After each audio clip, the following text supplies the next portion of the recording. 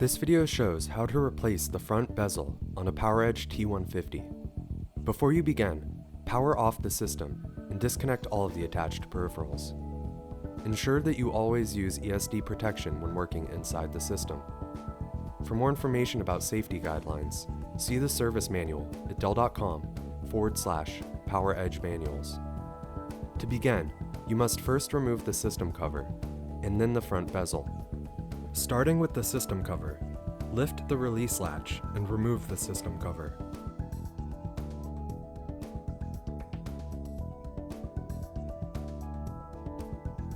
Now for the front bezel, first lift the retention clips at the edge of the bezel and pull the bezel away from the system. To replace the front bezel, first place the bezel tabs into the bezel slots. Then, press the bezel into the system until the retention clips lock into place. Next, align the system cover with the slots on the system, and then press the cover until it clicks into place. You have replaced the front bezel on a PowerEdge T150. If you need more information or assistance, go to dell.com/PowerEdge manuals.